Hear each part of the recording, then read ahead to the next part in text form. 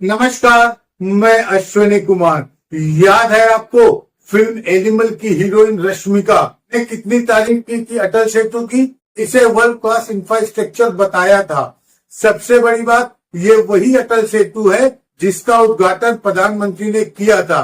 जी हाँ, ऐसे ढेरों योजनाएं जिनका उद्घाटन प्रधानमंत्री करते हैं मगर उसके बाद उन पर एक बहुत बड़ा सवालिया निशान लग जाता है।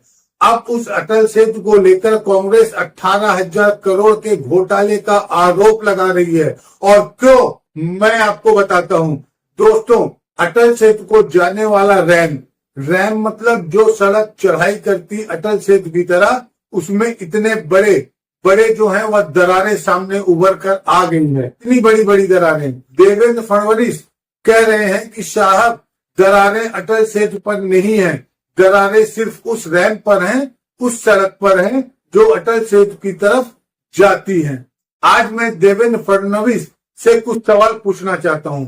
आपके सामने 3 अन्य योजनाएं रखना चाहता हूं और यह जो 3 योजनाएं हैं इसका उद्घाटन प्रधानमंत्री ने किया था। सबसे पहले उज्जैन के जो सप्तऋषि थे, आपको याद है, हवा का झोंका आता है, एक हल्की सी आंधी आती है और उज्जैन के मंदिर के सप्तऋषि ढह जाते हैं, बिखर जाते हैं, टूट जाते हैं। इसका उद्घाटन भी प्रधानमंत्री नरेंद्र मोदी ने किया था। याद कीजिए, भ्रष्टाचार की इतनी बड़ी योजना मगर आज तक किसकी गाज नहीं गिरी।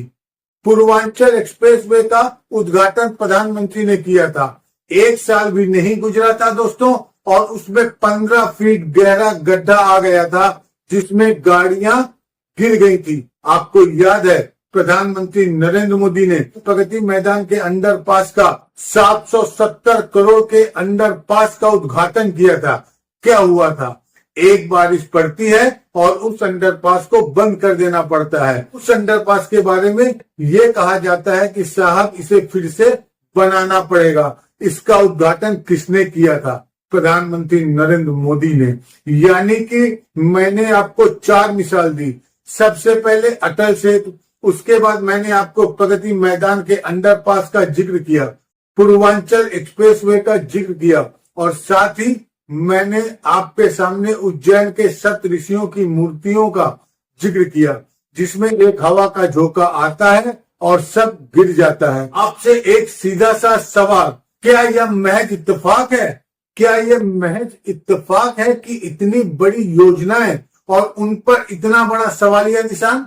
सबसे पहले मैं आपको बताना चाहूंगा कि किस तरह से नाना पाटोले जो हैं उन दरारों का मुआवना कर रहे हैं। इन दरारों का मुआवना कर रहे हैं और नाना पाटोले ने इसके बाद बताया कि ये 18,000 करोड़ का घोटाला है। और जाहिर सी बात है, कांग्रेस इस पर इसलिए हमला बोल रही है क्योंकि प्रधानमंत्री ने स्वयं इसका उद्घाटन किया था। इस मामले के जो प्रोजेक्ट मैनेजर है कैलाश गणत्र, वो सामने आए हैं। उन्होंने कहा कि इस पूरे मामले की जांच चल रही है और 24 घंटे में ये दरारें भर जाएंगी। उन्होंने इस बात का आश्वासन दिया है कि अटल सेतु पर कोई दरार नहीं है। देवेंद्र फडणवीस भी उग्र हो गए, वो कांग्रेस पर हमला बोल रहे हैं। सबसे पहले मैं आपको बताना चाहूंगा इस मुद्दे पर देवेंद्र फडणवीस ने दरअसल कहा क्या है। देवेंद्र फडणवीस कहते हैं अटल सेतु पर कोई दरार नहीं है, ना ही अटल सेतु को कोई खतरा है। यह तस्वीर अप्रोच रोड की है, यानी उस रैंप की।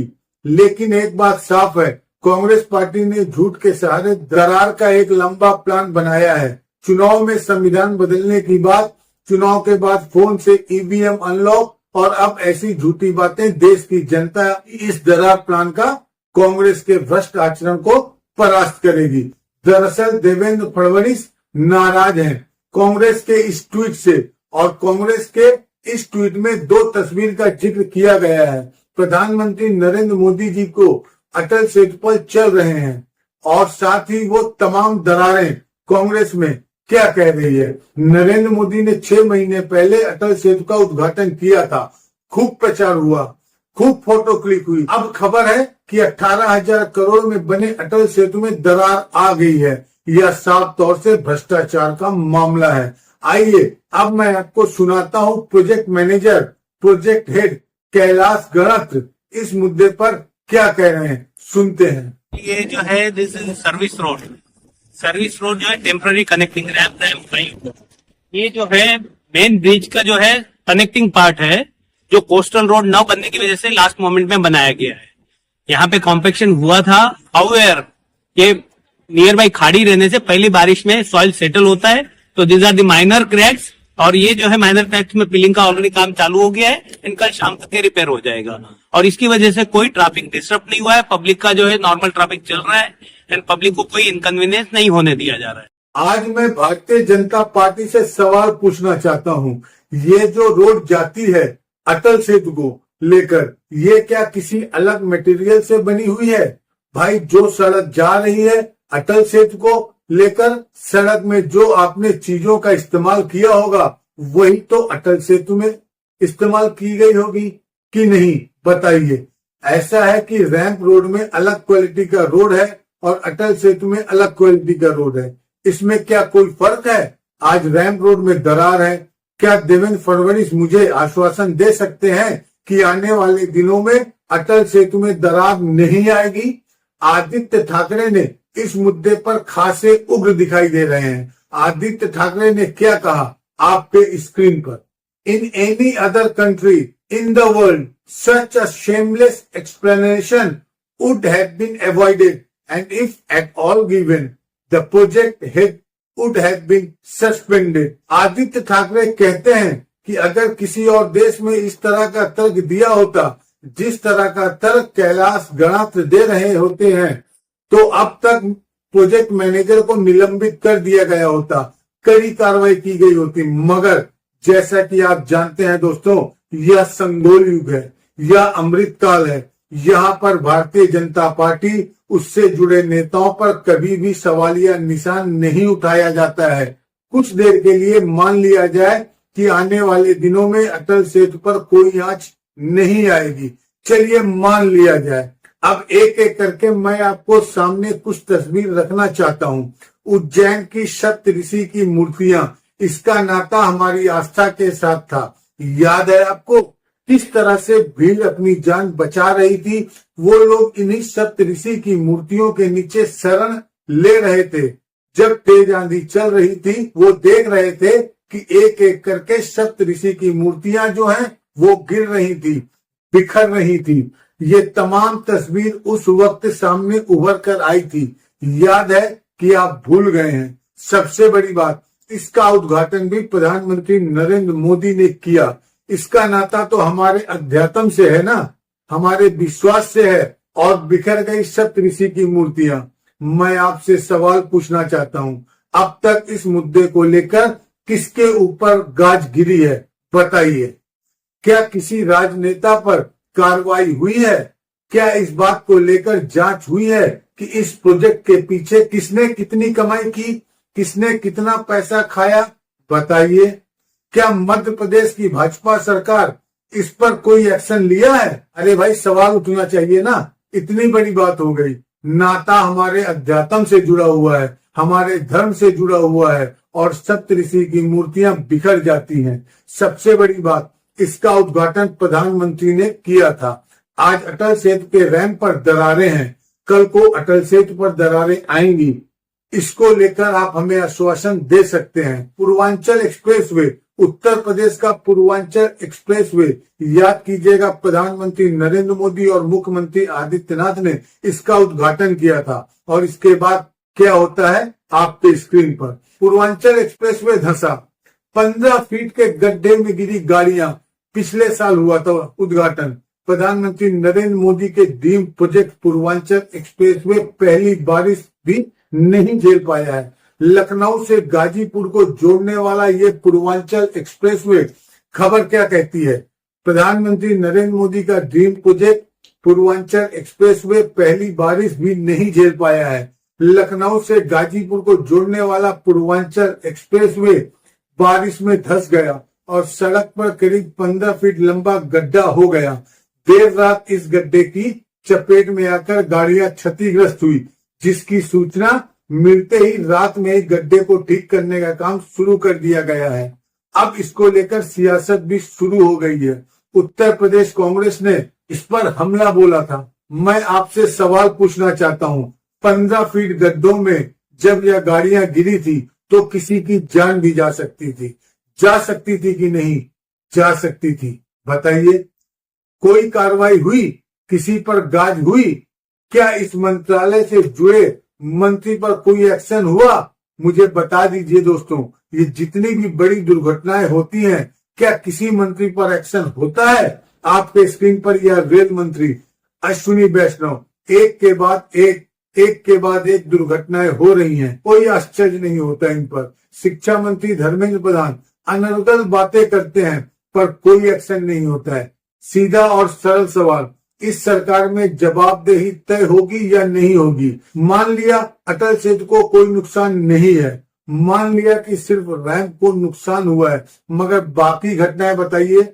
अब इस तस्वीर को देखिए, याद कीजिएगा प्रगति मैदान, जो लोग दिल्ली में रहते हैं, प्रगति मैदान को जो जाने वाला अंडरपास है, एक बारिश होती है और वहां जाम लग जाता है। और उसके बारे में मैं आपको याद दिलाना चाहूंगा, ये वो तस्वीर थी दोस्तों, देखिए किस तरह से पानी भर गया था। एक बारिश होती है और अंडरपास में पानी भर जाता है। और यही की एक और तस्वीर मैं आपको दिखाना चाहता हूँ। प्रधानमंत्री यहाँ पर कचरा उठा रहे हैं। जब उन्होंने इसका उद्घाटन किया था, किस तरह से प्रधानमंत्री अपने नूरानी अंदाज में चल रहे हैं, उनका अंदाजा बायां पूरा स्वेट दिखाई दे रहा है। और इस प्रगति मैदान अंडरपास के बारे में, टनल के बारे में क्या कहा गया है, मैं आपको पढ़कर सुनाना चाहता हूँ। Pragati Maidan tunnel can not be repaired, need total overall.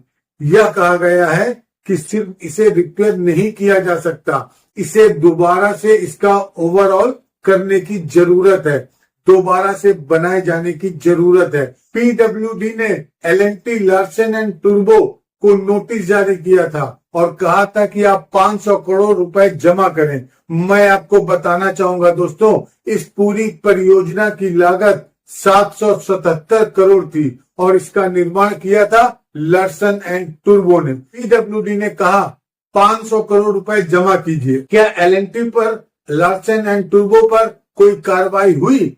क्यों नहीं हुई? क्या इस देश का नागरिक होने के नाते आपने सवाल किया है? तो चलिए मैं आपको ध्यान कुछ चीजों की तरफ खींचना चाहूंगा। आपको याद है गुप्त चुनावी चंदा, चंदा दे धंधा ले, चंदा दे गिरफ्तारी से बच। लार्सन एंड टूब्रो ने जिसने निर्माण किया था प्रगति मैदान के टनल का, उन्होंने गुप्त चुनावी चंदे में 2019 में दिए थे 35 करोड़ और उसके बाद 2020 में भी दिए थे 50 करोड़। अब आप बताइए, यह 35 करोड़ और 50 करोड़ किस किस पॉलिटिकल पार्टी के पास गया? फिर उन्हें प्रगति मैदान के टनल का जिम्मा मिल जाता है, वो टनल जो एक बारिश के बाद जिसकी ऐसी तैसी हो जाती है। अब बताइए, इस देश का नागरिक होने के नाते आप कोई सवाल पूछना चाहिए कि नहीं पूछना चाहिए? या ये काम सिर्फ अश्विनी मिश्रा करेंगे अपने मंच के जरिए? और अगर मैं सवाल भी उठाऊंगा तो आप में से कुछ लोगों को तकलीफ होगी। बताइए साहब, एल&टी ने करीब 86 करोड़ रुपए गुप्त चुनावी चंदे के जरिए राजनीतिक दलों को दिए। वो एल&टी जिसने प्रगति मैदान में टनल का निर्माण किया। 777 करोड़ का टनल, एक बारिश आती है और इस तरह से पानी भर जाता है और इसका उद्घाटन भी प्रधानमंत्री ने किया था। अरे भाई, ये सवाल हैं, ये पूछे जाने चाहिए। क्यों नहीं पूछे जा रहे? बताइए। मान लिया अटल सेतु का अब तक कोई नुकसान नहीं है, मगर भविष्य में क्या होगा हम नहीं जानते। मगर हमारे सामने सप्तऋषि की मूर्तियां बिखर जाती हैं, पूर्वांचल एक्सप्रेसवे में गड्ढा हो जाता है, गाड़ियां उसमें गिर जाती हैं, प्रगति मैदान का जो अंडरपास है या टनल है वो एक बारिश के बाद उसकी ऐसी तैसी हो जाती है। अरे भाई, ये सवालात हैं। और सबसे दिलचस्प बात, इन सब का उद्घाटन प्रधानमंत्री ने किया था। आज भारतीय रेलवे की बुरी हालत है। जनरल कंपार्टमेंट में जाइए, वहां क्या हालत है सब दिखाई देती है। वंदे भारत एक्सप्रेस का फ्लैग ऑफ करने के लिए प्रधानमंत्री होते हैं, बोले ट्रेन की इनसे बात करवा लीजिए। मगर मजाल है कि जब कोई दुर्घटना होती है तब किसी की भी जिम्मेदारी तय नहीं की जाती। और मैं आपसे सवाल पूछना चाहता हूं, क्यों ये सवाल है या नहीं, बताइए कि वाजिब सवाल है या नहीं। आपको खुद से ये सवाल पूछना पड़ेगा। नमस्कार, मैं अश्विनी कुमार। स्वतंत्र और आजाद पत्रकारिता का समर्थन कीजिए, सच में मेरा साथी बनिए। बहुत आसान है दोस्तों, इस सब्सक्राइब बटन को क्लिक करिए और हमारे चैनल को सब्सक्राइब करिए। साथ में बगल में बेल आइकॉन को दबाइए, जिससे हमारी हर खबर आप तक सबसे पहले पहुंच सके।